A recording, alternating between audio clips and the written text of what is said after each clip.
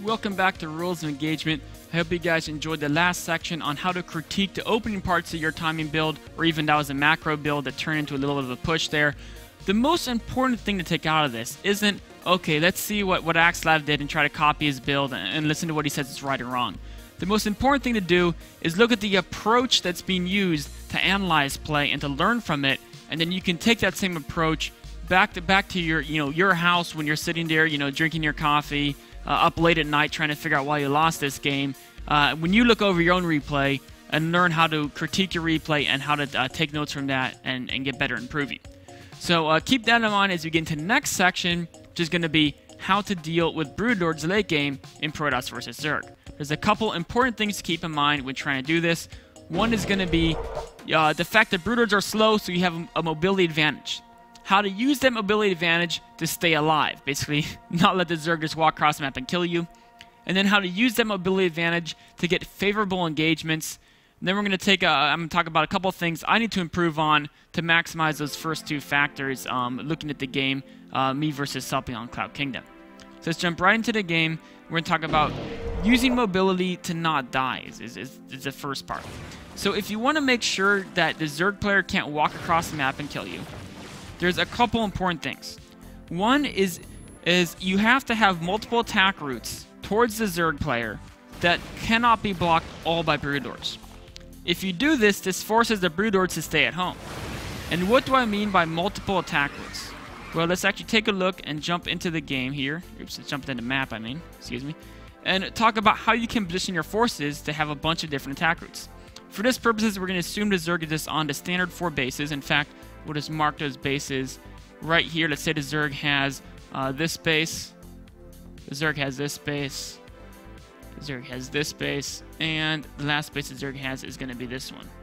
So if the Zerg has those 4 bases, the way you want to position your armies to maximize the amount of attack routes you have, think about the different ways you can attack the Zerg bases. So there's one is straight down here, right? So you want to have an army that can attack basically along this way. And of course, you also want to have an army that could potentially attack along this way. And then yet again along this way, and then even if you have a Warp Prism, you can sink the Warp Prism in through here or through here. So you want to maximize those number of routes that you can strike the Zerg as soon as he leaves his base. So whatever direction he leaves, you can come in and strike him. Now the other thing you want to do is you want to maximize the retreat routes for any segment army you have, right? So you don't want to have an army down here at the bottom right, because the Zerg player just moved the Broodlords over to the right, and then he's got you stuck in the corner, you're going to lose all your forces. Where you want to have your armies positioned is in places they can both attack but also retreat.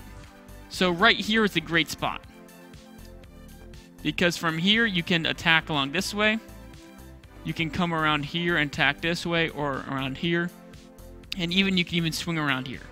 So you've got a couple different angles there with that army. Another good place to have your army position is around here, because again along the same lines you have a couple different attack routes open, but you also have a very easy time retreating. Now if you want to have an easier time attacking along the bottom route, that's where you put your Warp Prism, or you have a pylon, maybe let's say a pylon right here, or a Warp Prism, maybe a Warp Prism idling up here. And those, using these different attack routes, now in the places where units could get stuck, instead of having an army there, you just have an ability to warp in. And that's close enough. I mean, late game Protoss, you warp an army wherever you want. It's kind of what we do. Or when an army, we're like, okay, we're there. So these are kind of places you want to put your armies. Let's take a look at how I do that in order to keep myself alive. So if we jump back in the game, you can see one thing I'm doing pretty well here is this is a spot I said that was good to put an army, because I can threaten down here. If the Broodlords hit here, then I can, that was just some Zergans messing around my fourth. If the Broodlords hit here, then I can just back this army away. But I need to have multiple attack paths open, which is what I'm trying to do now by splitting up my army. Because if you only have one army, the Broodlords can attack towards that army and just keep chasing it back to your base or chase it into a corner and eventually kill it. A nice little counterattack by him forces a cancel on the Nexus, slowing down my 4th base. But what I'm doing here is exactly what I told you guys not to do. Don't put an actual army in the corner, because it's going to get stuck. This is where I should have a pylon or a Warp Prism. I do have a Warp Prism right here, which is a good spot. and I'm putting my army over here, which is a good spot. But this army right here, in fact, it's getting cornered right now. It really should have been up here so it could retreat easier. And I'm able to get a few of the units away only because he retreats his brood lords because of this attack over here. So this is a great attack. And then this attack should be retreating just about now once the brood lords come over here, and this attack should be going in. My multitasking is not quite up to that right now. This army is being idle where it should be attacking, although actually this army can't really attack because it's not Zergling proof.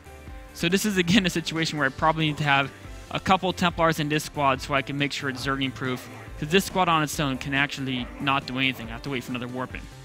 So there's a couple of mistakes there, but all in all, at least I'm staying alive. I'm keeping him on the back foot, but this time should be used. The mothership's a tiny bit late there. It should have been started a tiny bit earlier. Definitely have to maximize current boost on that mothership, because eventually there's going to be a battle and I want to have as much energy as possible, not to mention how powerful tool recall is in allowing you to keep your armies wherever you want on the map. So the next thing we're going to talk about is if you're going to do this position where you put armies everywhere and you do all these trades, but sometimes you get an army stuck and it's a bad position, what you need to do is you need to ensure that you have a greater economy than a Zerg, so you can do these mass warp-ins and allow yourself to trade across the map. And that's something I haven't done.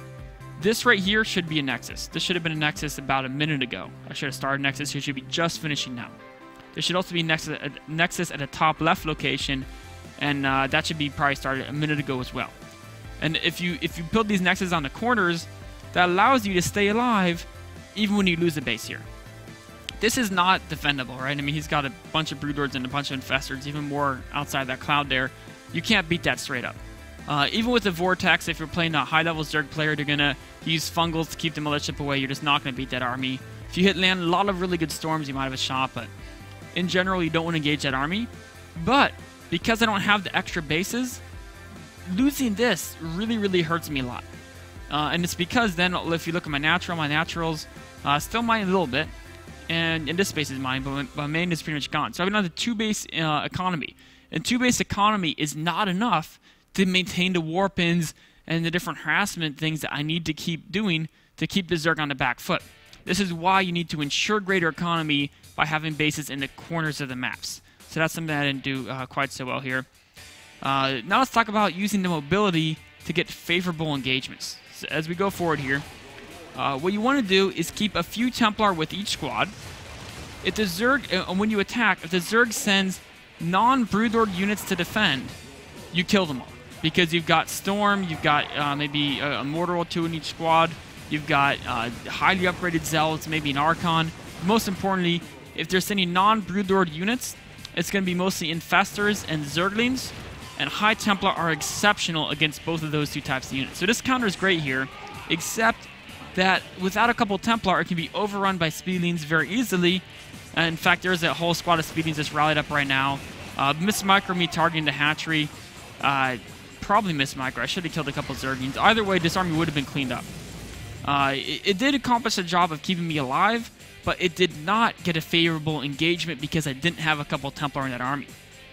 And then the other thing I could do is when he ditches Broodlords there with the Speedings and Infestors, if the Zerg ever leaves their Broodlords alone, you should be able to attack them with either a Vortex or a couple air units. If they don't have that Infestor support, that's when you jump on them. Or even Mass Blink Stalkers can kind of do an okay job.